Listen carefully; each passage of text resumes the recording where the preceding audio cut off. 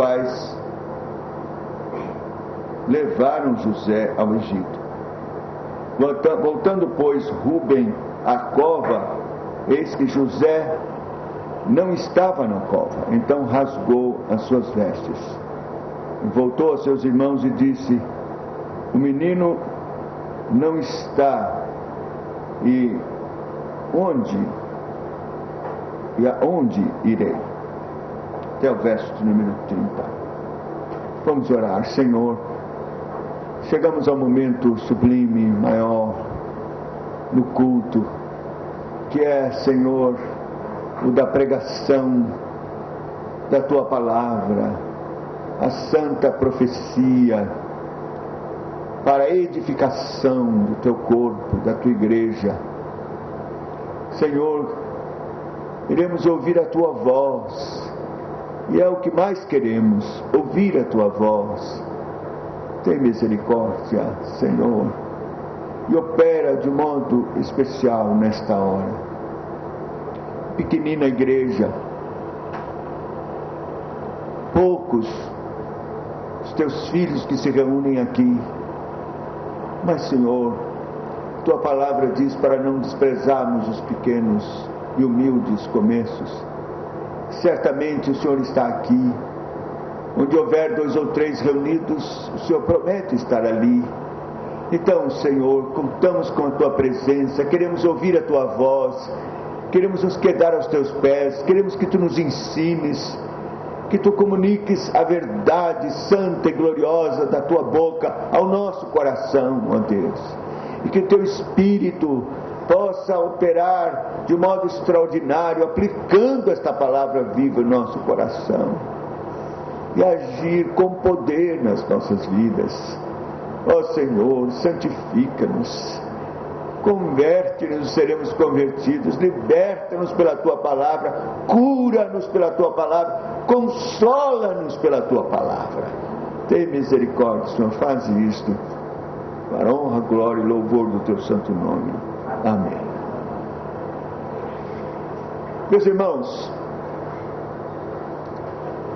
todo princípio de interpretação nas regras elementares de hermenêutica diz que devemos observar a intenção do autor naquilo que ele está escrevendo, evidentemente sob a direção e inspiração do Espírito Santo. Quem está escrevendo é Moisés. Ele está recebendo a revelação de Deus da história daquele povo, o povo que ele, convocado por Deus, estava conduzindo pelo deserto. Certamente, no coração de Moisés havia uma preocupação de mostrar àquele povo, da parte de Deus, as razões por que aquele sofrimento todo, vindo do Egito, já escravizados por tantos anos, e agora enfrentando o deserto. E então, certamente, ao contar a história de José, 2 coisas essenciais Moisés, pelo Espírito Santo, queria que ficasse impresso no coração daquele povo, e certamente do nosso também. Primeiro, o terrível pecado dos seus pais, filhos dos patriarcas, filhos desses irmãos cruéis de José.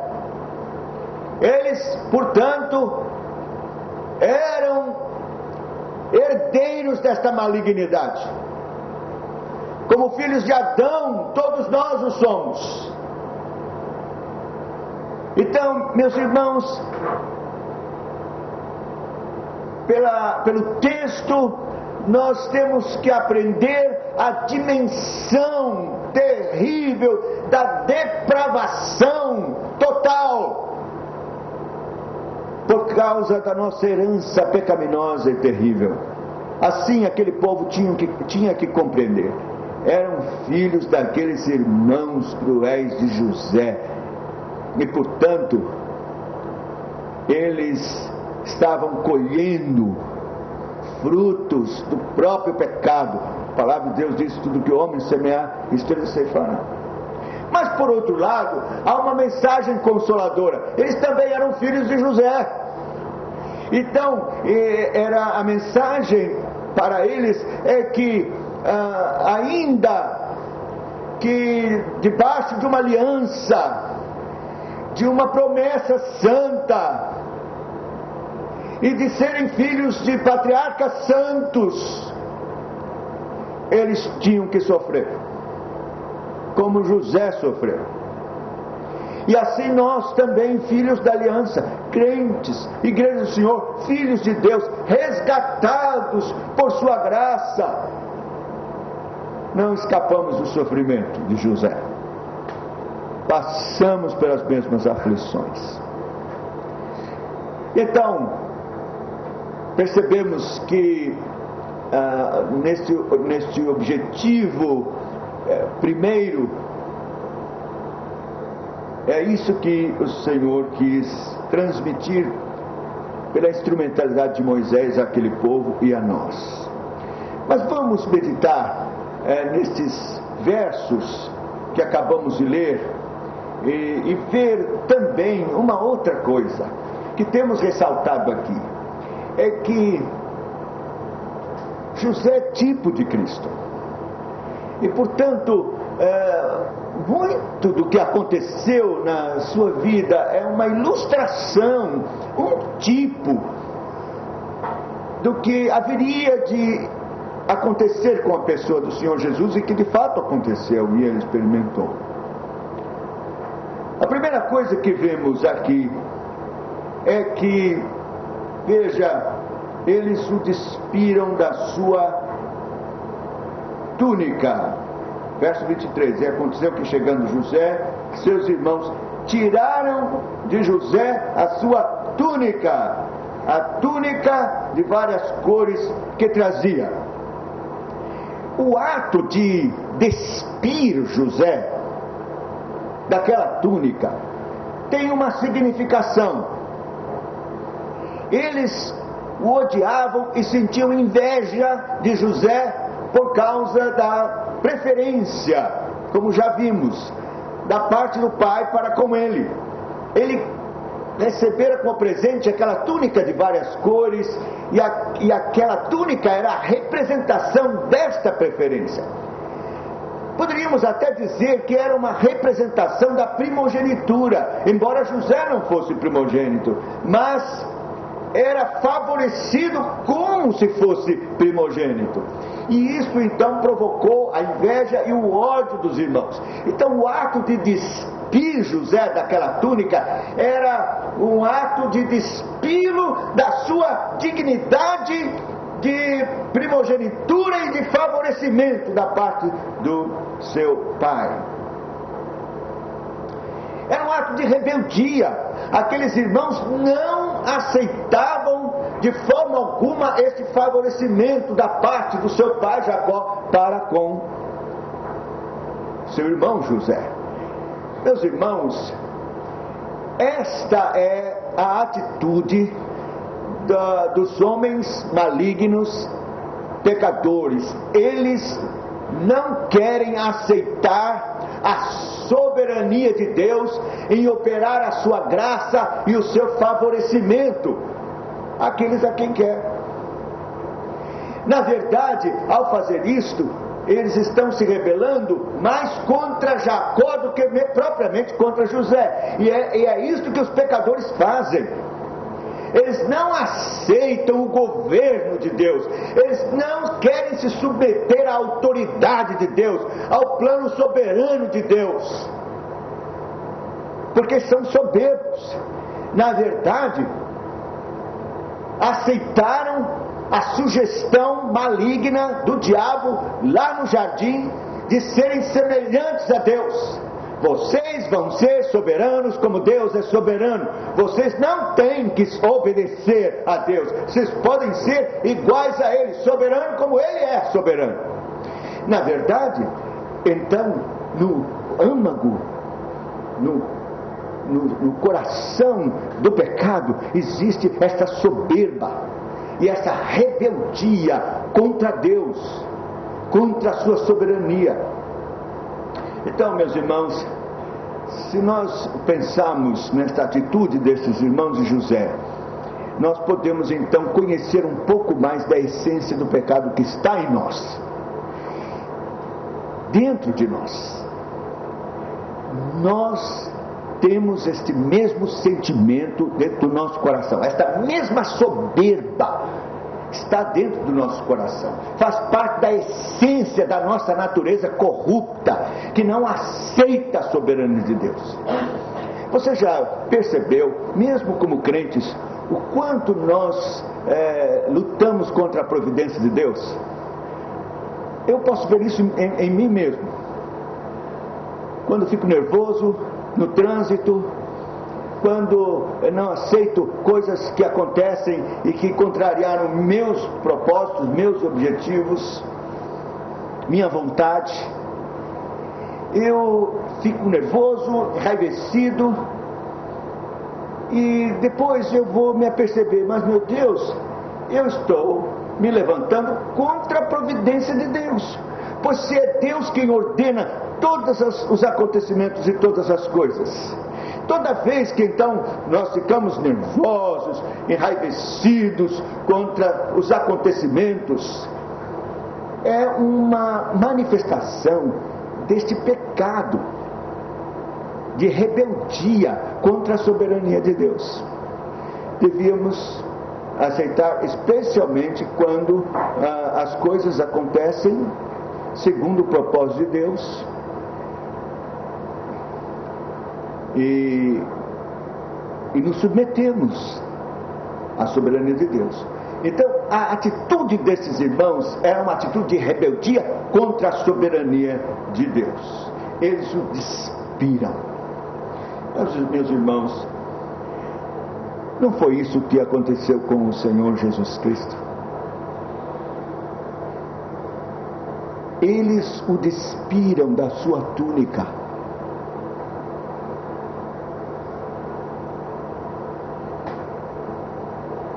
Cristo também foi despido de sua túnica sem costura.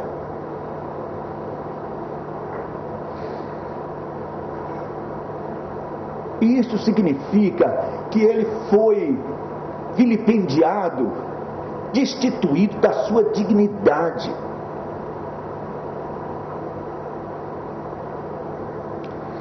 A vergonha da nudez, meus irmãos, tem a ver com a dignidade, com a honra. Esta atitude dos homens é uma atitude maligna contra a dignidade de Cristo. Ele é o escolhido de Deus, ele é o favorecido, o ungido do Senhor, o amado de Deus Pai. Deus o sobrevestiu de glória, de poder, de dignidade, de honra. Mas Satanás não aceita isso e insuflou os homens para odiá-lo e despi-lo, despojá-lo da sua túnica de favorecimento, de dignidade da parte do Pai, da parte de Deus. E vou dizer, meus irmãos, quantas vezes nós não damos a honra devida a Cristo? Quantas vezes nós fazemos coro com o mundo em despir Cristo da sua túnica, da sua dignidade, da sua honra, da glória que lhe é devido?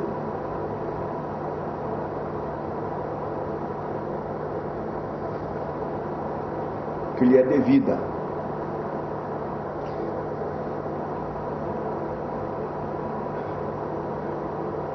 Não podemos fazer isso. O Senhor tenha misericórdia de nós. e nos conceda a graça de honrá-lo, dignificá-lo, exaltá-lo, engrandecê-lo, como Ele é digno de toda a honra, de toda a glória. A Bíblia tem um episódio quando Davi foi firmado no trono. Um rei vizinho havia falecido e era amigo de Davi. Então Davi mandou uma comitiva para consolar o filho que havia perdido seu pai e agora estava no trono, e propor a mesma amizade que tinha com aquele rei.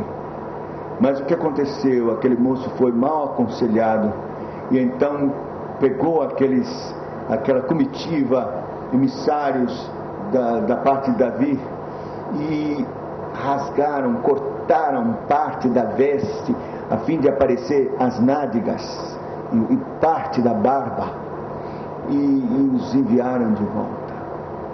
E aqueles homens vieram envergonhados, despidos de dignidade, com nádegas expostas, e não puderam nem chegar em Jerusalém. Eles ficaram em Jericó e mandaram: olha, não temos condições de chegar.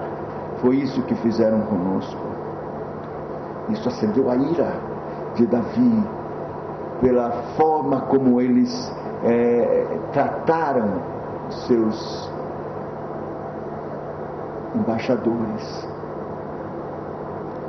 Meus irmãos, tirar a túnica, expor as vergonhas, é tirar a dignidade, destituir de honra e de glória o Senhor Jesus Cristo, e foi isso que fizeram. Mas, meus irmãos, é isso que o mundo faz também conosco.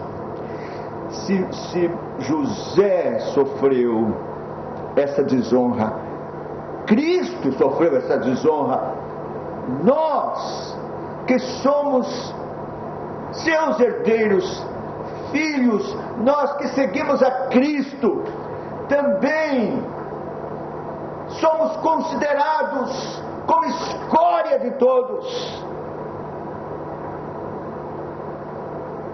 Quantas vezes somos vilipendiados pelo nome de Cristo? Quantas vezes somos perseguidos por causa de Cristo? E mentindo, levantam todo tipo de calúnia, tirando-lhes a túnica. Talvez alguns de vocês tenham experimentado e passado por isso, no trabalho, na escola, na própria família. Zombaria, desprezo, escárnio, por causa de Cristo.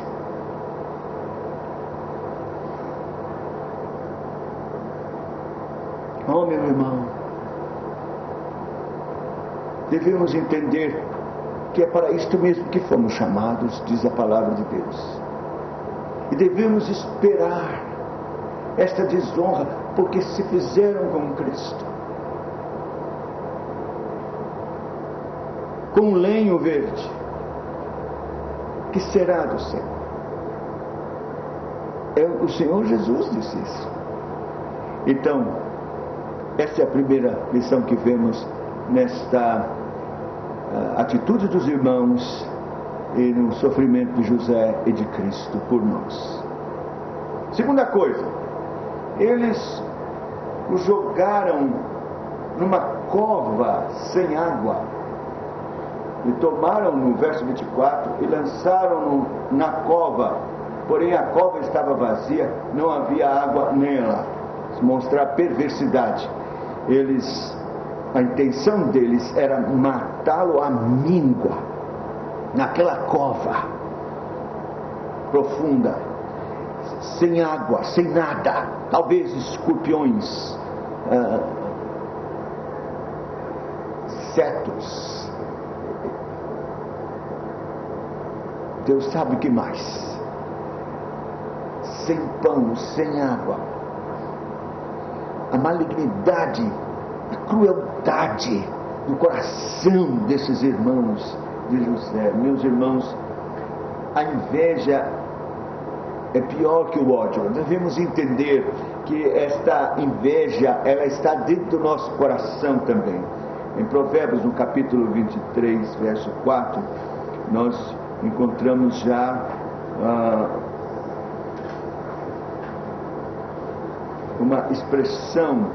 27, versículo 4 diz assim: o furor é cruel, a ira é impetuosa, mas quem poderá enfrentar a inveja?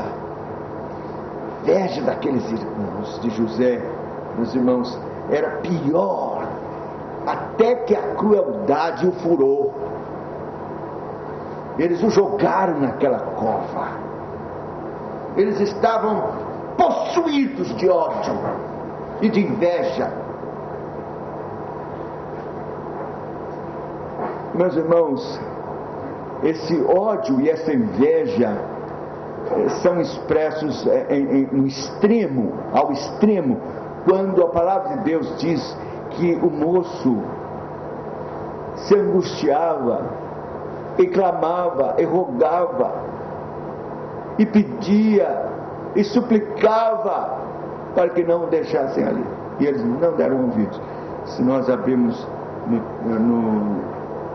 no capítulo 42 de Gênesis, 42, eles confessam isso, verso 21, capítulo 42, versículo 21.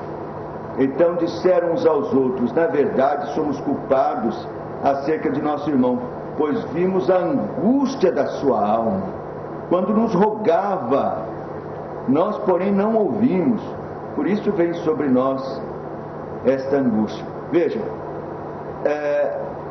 somos culpados acerca do nosso irmão, pois vimos a angústia da sua alma quando nos rogava.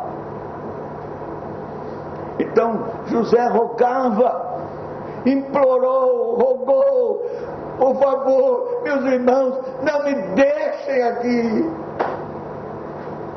Mas eles nem ouviram, tomados de inveja e de ódio.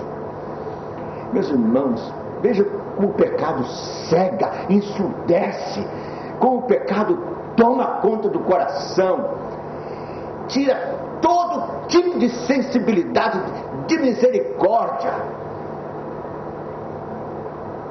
cega, embrutece, endurece o coração, torna o pecador um monstro. E é isso que somos. Nós lemos os jornais, né, e vemos as crueldades absurdas, gente que mata, mas que tem requinte de crueldade, pica, corta em pedaços, e a gente fica admirado, né? Ou então crueldades com crianças amarradas, torturadas, clamando, gritando. Isso não sensibiliza em nada, e ficamos admirados. Mas, meus irmãos, isto é o que nós somos, isto é o que você é, o que eu sou. Somos estes monstros. Esta é a dimensão, meus irmãos, da podridão do pecado em nós. Se nós pudéssemos compreender, pelo Espírito Santo, dimensionar mesmo o horror que o pecado causa em nós, ficamos admirados. Como é que alguém pode fazer isso com um irmão? Que ouvir sua angústia, os seus gritos, o seu clamor, seu choro, sua lágrima, seus rogos, e não se sensibilizar nem um pouco. E nós já vimos que toda e qualquer manifestação de ajuda aqui, tanto de Rubens e vamos ver também de Judá, aqui de forma nenhuma é demonstração de misericórdia. Todas têm interesses atrás. Então, meus irmãos, é isso que somos. Estamos analisando a crueldade desses irmãos e não devemos ficar de camarote, assustados, admirados e pensando: que malignidade desses irmãos. Nós temos que encarnar esta realidade e dizer: que malignidade é a nossa! É assim que é o pecado humano. É esse o nosso pecado. É essa a nossa estirpe. Filhos de Adão, miseráveis pecadores, numa profundidade de malignidade que nós nem sequer podemos calcular, imaginar. É isso que você é isso que somos.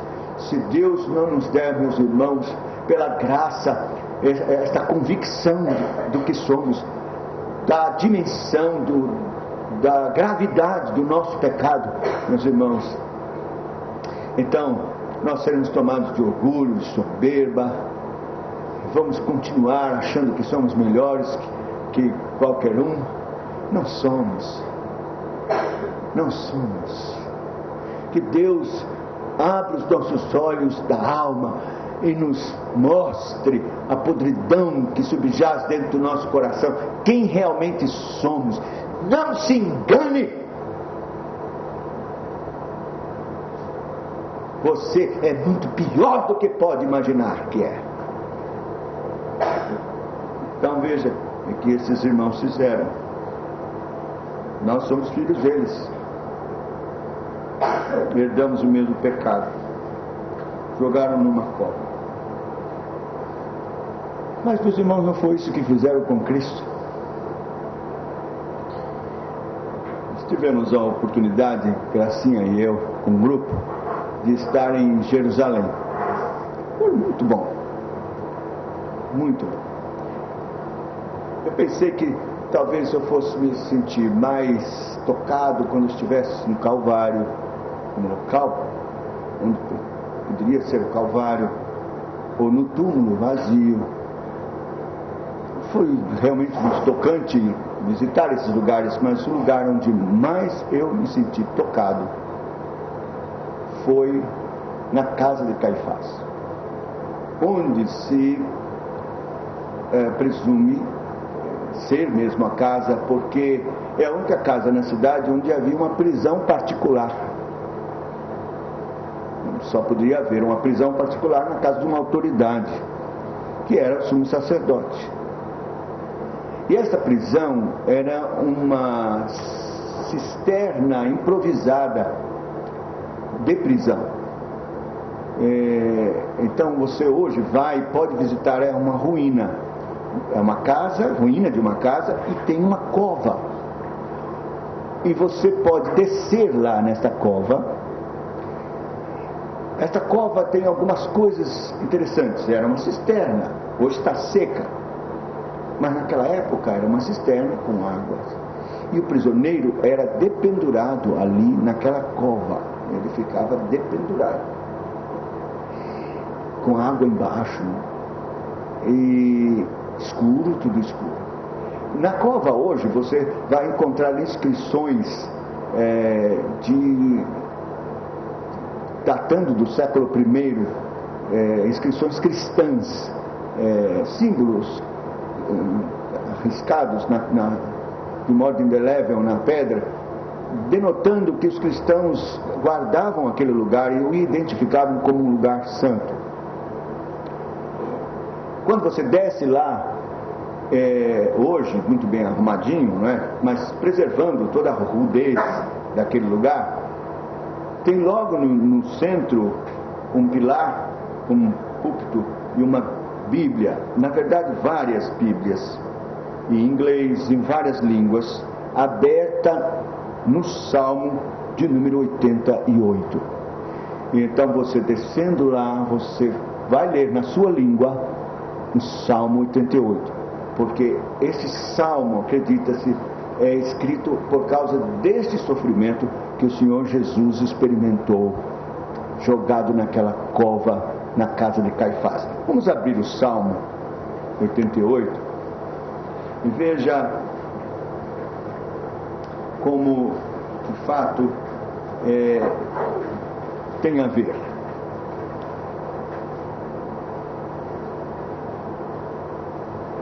Senhor Deus da minha salvação, diante de ti tenho clamado dia e de noite. Chegue a minha oração perante a tua face.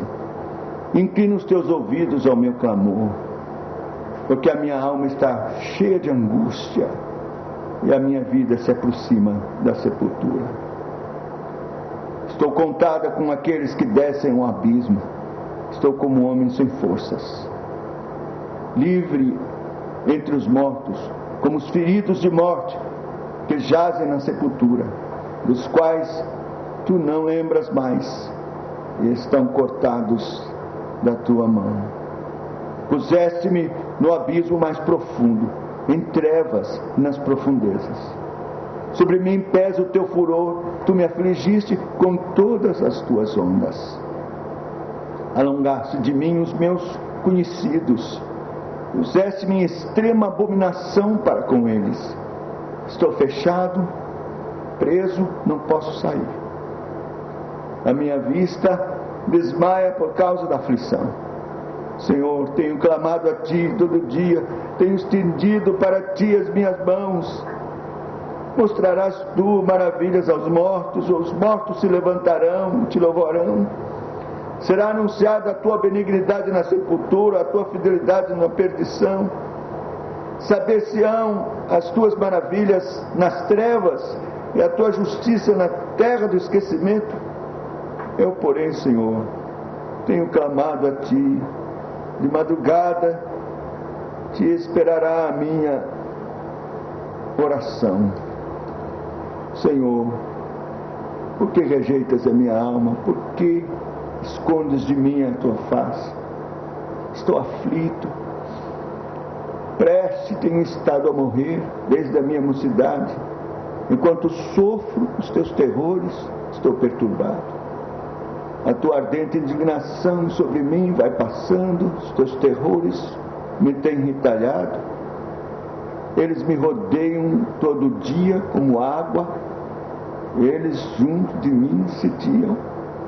Desviaste para longe de mim amigos e companheiros, e os meus conhecidos são trevas. Se o Senhor experimentou esta aflição, horas ali, no período em que ele foi julgado pelo Sinédrio, considerado culpado, réu de morte por causa de blasfêmia. Eles o levaram, penduraram nessa cova até que amanhecesse o dia para levá-lo lá na fortaleza de Antônio perante Herodes, perante Pilatos. Meus irmãos, o Senhor desceu aquela cova, ele ficou naquele lugar, ele sofreu esta angústia, longe dos seus companheiros, sozinho, entre trevas, naquele lugar. Eu estive ali, olhei para aquelas paredes, imaginei aquele lugar, não agora iluminado como estava, mas úmido, frio, escuro. Eu pensei no meu Senhor, só pendurado naquele lugar. Oh, que sofrimento, que angústia de um rei, de um príncipe, de um favorecido de Deus, por mim, pelos meus pecados. Meus irmãos, quando José foi jogado naquela cova, ele gritou e clamou, sozinho naquela cova escura. que aflição. Mas isso apontava para Cristo e todo o seu sofrimento, seu clamor, sua angústia pelos nossos pecados.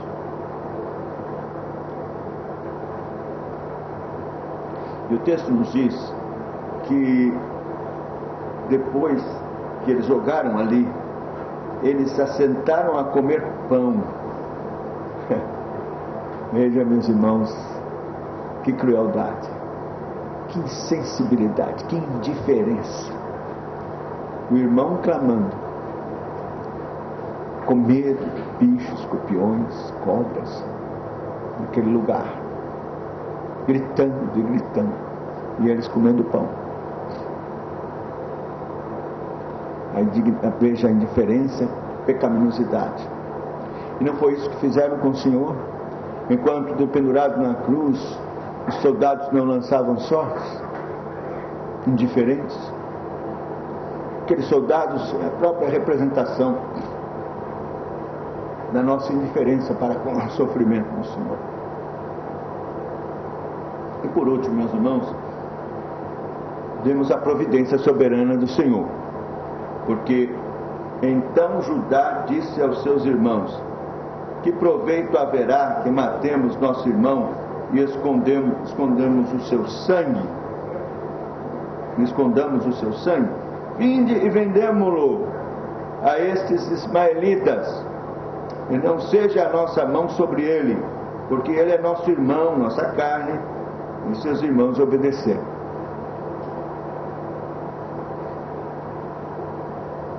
Primeiro a gente fica pensando: puxa, Judá, está vendo? Teve pelo menos surgiu alguém ali que tivesse uma boa intenção, né? Se incomodou com gemidos, o grito e tal, e o clamor. Mas, meus irmãos, na verdade, ele estava aqui procurando uma fórmula de aplacar sua consciência e até de obter lucro, porque venderam por 20 moedas, tiveram lucro. Eles não recusaram, não, eles embolsaram os 20 moedas.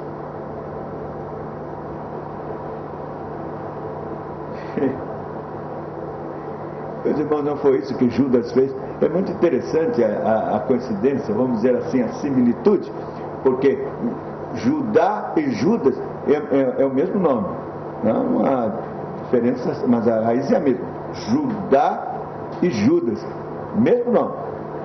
Judas vendeu o Senhor por 30 moedas de prata.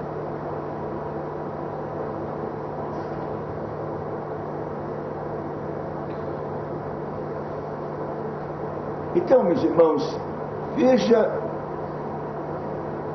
que aqui está, eu creio pelo Espírito Santo, o tipo sendo apontado. Cristo foi vendido. Da mesma forma, Senhor da glória, vendido. Este foi o preço, 30 moedas de prata. Oh, meus irmãos, pense no dom gracioso de Deus, na riqueza que Deus nos concedeu na pessoa de Cristo Jesus. Perdão dos pecados, justificação, vida eterna, ser herdeiros com Cristo de toda a glória, de toda a riqueza que nós nem podemos imaginar. Deus nos oferece todas estas coisas em Cristo. Mas os homens, na sua malignidade, trocam essa riqueza por 30 moedas de prata. Meus irmãos, até hoje continuamos a trocar. Quantas vezes rejeitamos a Cristo, nosso compromisso com Ele, por ninharias que o mundo nos oferece? Quantas vezes fazemos essa troca ridícula, absurda, não é? desprezamos a riqueza, o dom maior, a glória de Cristo, nossa consagração, nossa vida a Ele, nosso serviço exclusivo a Ele, por riquezas. Faça uma análise, faça um exame pessoal. Sinceramente, faça isto em nome do Senhor Jesus, pelo Espírito Santo agora lhe ajudando, lhe iluminando. Pese na balança seu interesse, seu compromisso. Às vezes em que você tem deixado os compromissos da igreja e trocado as responsabilidades de estar com Ele, de estar na presença dEle, na reunião de oração, no culto de quinta-feira. Eu não estou falando daqueles que estão absolutamente impedidos de ir por problemas sérios. Você está na faculdade, você não pode ir, tudo bem.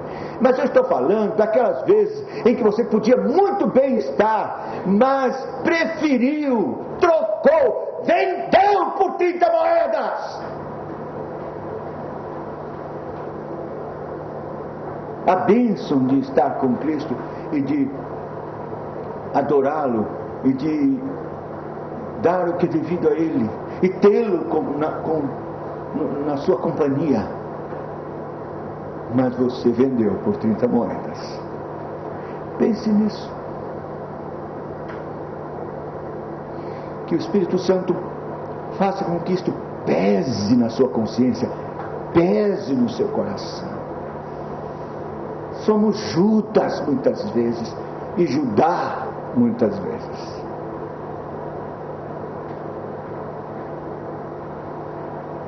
Meus irmãos, é tão interessante a providência de Deus, porque na verdade era isso que tinha que acontecer.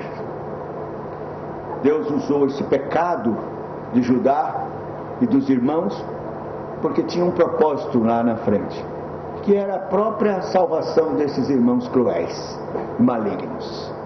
Porque Deus salva homens malignos, como nós. Então, na providência de Deus, Deus usou Judá para que isso fosse feito, e fez com que Rúben não estivesse ali presente. Não é interessante? Rúben não estava presente, porque Rúben tinha um plano. Nós já vimos isso, que era depois correr lá na cisterna, pegar o irmão e levar para o pai para restaurar a moral dele com o pai, né? Então ele não estava presente aqui quando foi resolvido vender.